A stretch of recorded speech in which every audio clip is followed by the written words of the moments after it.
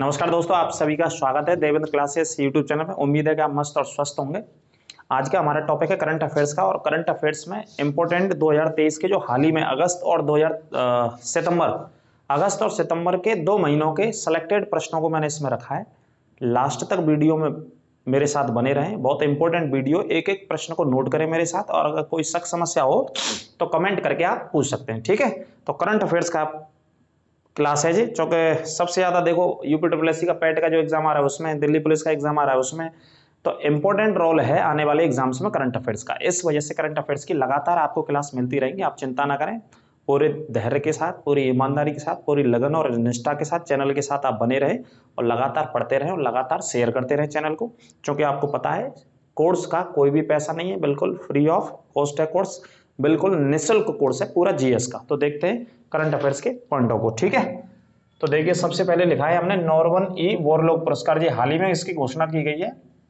नाम तो सुना ही होगा आपने, नॉर्मन ई बोरलॉग का। नहीं सुना है तो मैं बता देता हूं अभी। भारतीय वैज्ञानिक डॉक्टर स्वाति नायक को दिया गया है। किसको दिया गया? डॉक्टर स्वाति नायक को। डॉक्टर स्वाति नायक केंद्रीय चावल अनुसंधान संस्थान, तो आपने पढ़ा होगा, सुना होगा, केंद्रीय चावल अनुसंधान संस्थान है, उड़ीसा के कटक में स्थित है। चावल की अलग अलग किस्मों के ऊपर, वैरायटियों के ऊपर रिसर्च होती है, तो उसके वैज्ञानिक हैं डॉक्टर स्वाति नायक। इनको यह पुरस्कार 2023 में अनाउंसमेंट किया गया, दिया गया। नॉर्मन ई बोरलॉग पुरस्कार, भारत के वैज्ञानिक है, ठीक है, और चावल के अनुसंधान में ये काम करते हैं। नॉर्मन बोरलॉग कृषि के क्षेत्र का सबसे बड़ा पुरस्कार है, या कृषि के क्षेत्र का इसे नोबेल पुरस्कार भी कहते हैं। आप एक एक पॉइंट को कंटेस्ट करते चलिएगा, जो जो मैं आपको कॉमेंटेटरी कर रहा हूं, ठीक है।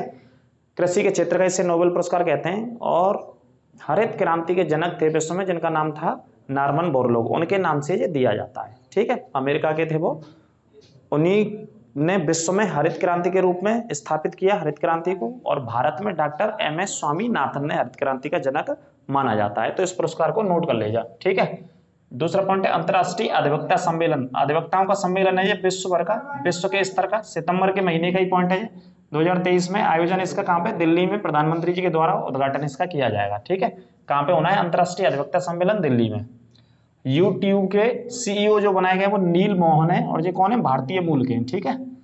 जो यूट्यूब है, जिसके माध्यम से हम आपको पढ़ा भी रहे हैं, इसके माध्यम से दुनिया पढ़ा भी रही है और अलग अलग वीडियोस बनाते हैं, अलग अलग चैनल से हैं। तो यूट्यूब के जो सीईओ हैं इस समय, मुख्य जो व्यक्ति हैं, इसके हेड है वो नील मोहन है। क्या नाम है? नील मोहन। मूल भारतीय है, इनका भी चर्चा में पॉइंट था अभी हाल ही में। आगे बात करते हैं, उत्तर प्रदेश में तीसरा क्रिकेट स्टेडियम कौन से शहर में उद्घाटन किया है प्रधानमंत्री जी? माफ कीजिए, उद्घाटन नहीं किया, आधारशिला रखी गई है अभी इसकी। वाराणसी में बनेगा, इसकी आधारशिला रखी गई है प्रधानमंत्री जी के द्वारा 23 सितंबर 2023 को, ठीक है।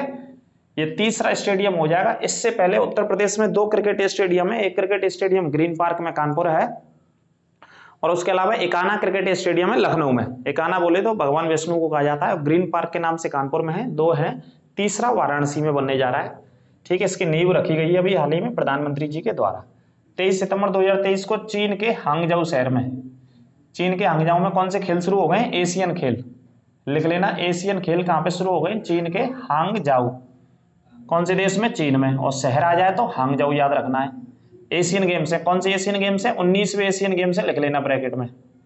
19वें एशियन गेम्स है ये, ठीक है। चीन के हांगझाऊ शहर में शुरू हो गए। और इसमें ध्वजवाहक के जो खिलाड़ी हैं वो हॉकी कप्तान हरमनप्रीत सिंह और मुक्केबाज लवलीना, ये ध्वजवाहक रहे। ध्वजवाहक का मतलब है जो अपनी टीम के साथ आगे जब शुरू होते हैं, उद्घाटन समारोह होता है किसी भी बड़े इवेंट का, जैसे एशियन गेम्स हो गए, राष्ट्रमंडल गेम्स हो गए, या ओलंपिक गेम्स हो गए, या शीत ओलंपिक गेम्स हो गए, ग्रीष्मकालीन हो गए, इनमें जो सबसे आगे जो खिलाड़ी रहते हैं वो ध्वजवाहक होते हैं। भारत के ध्वज को लेकर के, हाथ में लेकर के चलते हैं। तो इसमें कौन से 2 खिलाड़ी थे?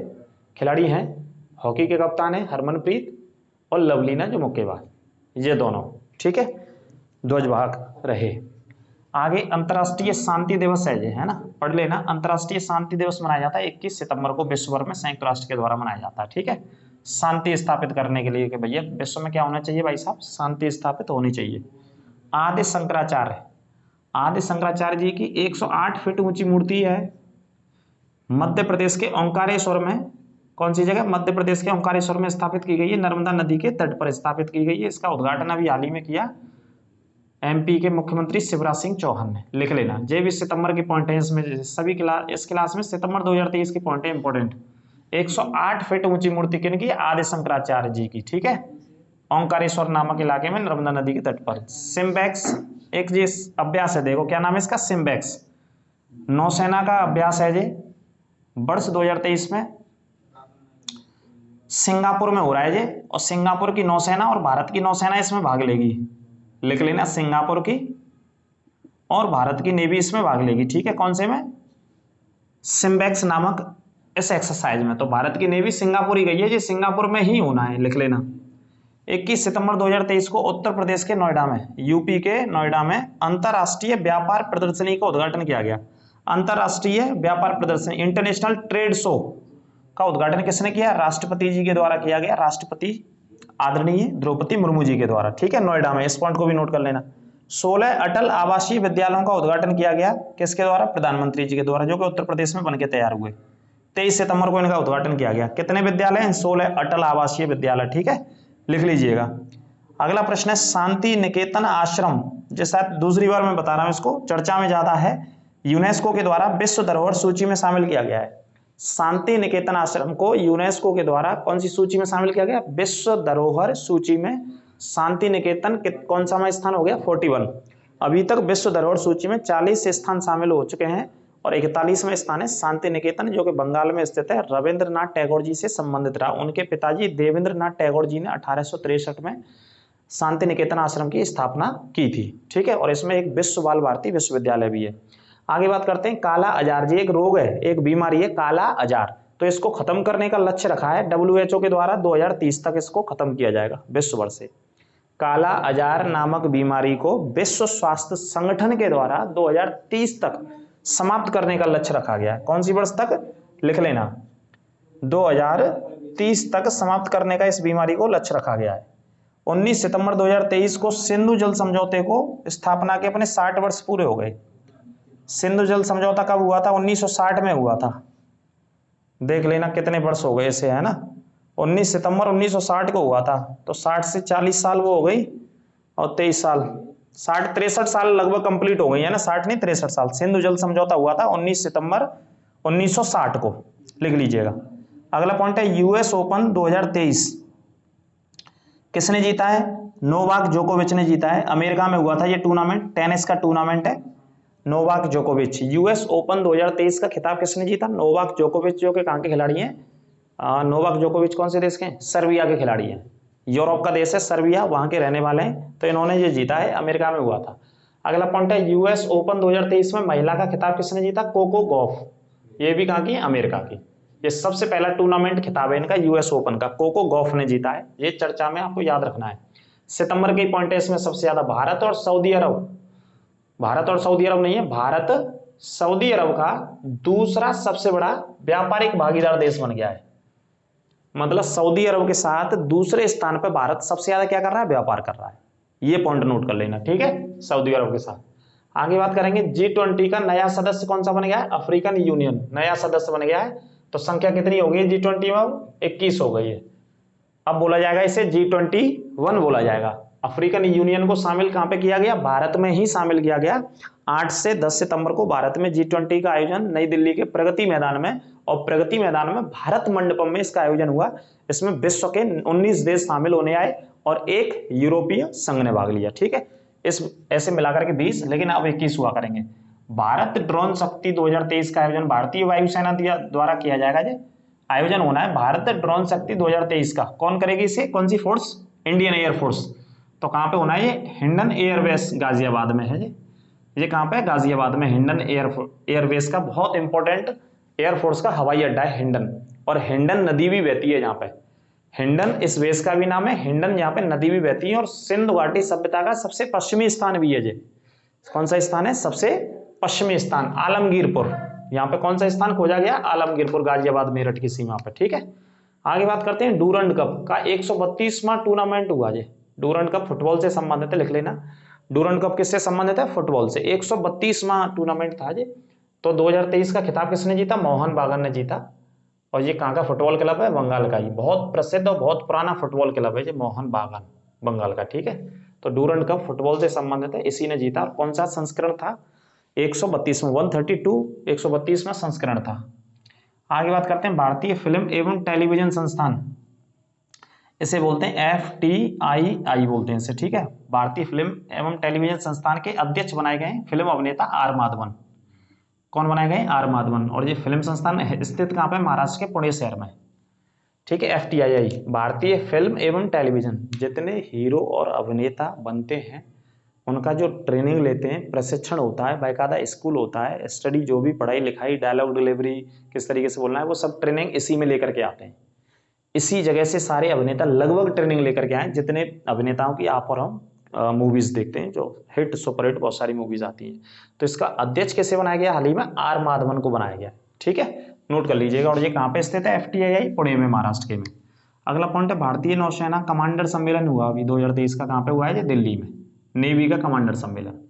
अगला पॉइंट है पाकिस्तान में भारत की पहली महिला, ये पॉइंट लिखना, भारत की पहली महिला हाई कमिश्नर बनाया गया। पहली बार भारत की तरफ से किसी महिला को पाकिस्तान में उच्चायुक्त नियुक्त किया गया है। उच्चायुक्त बोले तो राजदूत नियुक्त किया गया है, राजदूत बोले तो इंग्लिश में हाई कमिश्नर नियुक्त किया है। हाई कमिश्नर भी बोल सकते हो, उच्चायुक्त भी बोल सकते हो, राजदूत भी बोल सकते हो। तो पहली बार किसी महिला को अपॉइंट किया गया पाकिस्तान में, तो नाम है इनका गीतिका श्रीवास्तव। क्या नाम है? गीतिका श्रीवास्तव, ठीक है। हाई कमिश्नर बोले तो उच्चायुक्त, दूतावास जो बोलते हैं। आधुनिक दूतावास या दूतावासों की स्थापना का श्रेय भारत में टीपू सुल्तान को जाता है। टीपू सुल्तान जो शासक थे मैसूर के, जिनके पिता का नाम हैदर अली था, हैदर अली के बाद टीपू सुल्तान थे, जिनकी मृत्यु 1799 में चौथे आंग्ल मैसूर युद्ध में हो गई थी। उस समय वायसराय लॉर्ड वेलेजली था, ठीक है। तो टीपू सुल्तान को श्रेय जाता है दूतावासों की स्थापना का भारत में। आगे बात करते हैं मिस वर्ल्ड का जो आयोजन होना है, मिस वर्ल्ड का कौन सा आयोजन होगा? 71वां। ये 71वां आयोजन कहाँ पे होगा? जम्मू कश्मीर में होगा। ये नोट कर लेना, कौन से राज्य में होगा 71वां आयोजन? कश्मीर में, जम्मू कश्मीर में होगा 71वां मिस वर्ल्ड का आयोजन, ठीक है। अगला प्रश्न है नेहरू मेमोरियल का नाम बदल करके, जो दिल्ली में था नेहरू मेमोरियल के नाम से, है ना, पहले प्रधानमंत्री जी के नाम से था एक, तो इसका नाम बदल कर क्या कर दिया? प्रधानमंत्री संग्रहालय कर दिया है। नेहरू मेमोरियल का नाम बदल करके प्रधानमंत्री संग्रहालय। इसमें प्रधानमंत्रियों से जुड़ी जानकारी थी। दिल्ली में आप कभी जाइएगा तो घूम के आइएगा इधर, जितने भी हमारे भारत के प्रधानमंत्री रहे, जवाहरलाल नेहरू से लगा करके डॉक्टर मनमोहन सिंह तक, और बाद में नरेंद्र मोदी जी तो अभी हैं, सर्विंग में हैं, और आगे भी हो सकता है, तो उनका भी इसमें स्थापित किया जाएगा। उनकी जीवन की योजनाओं को लेकर के, उनके प्रधानमंत्री शासनकाल की सारी चीज़ों को इसमें स्थापित किया गया है। तो पहले नाम था नेहरू मेमोरियल और अब नाम हो गया प्रधानमंत्री संग्रहालय। भारत की अंतरिक्ष एजेंसी का नाम क्या है? इसरो।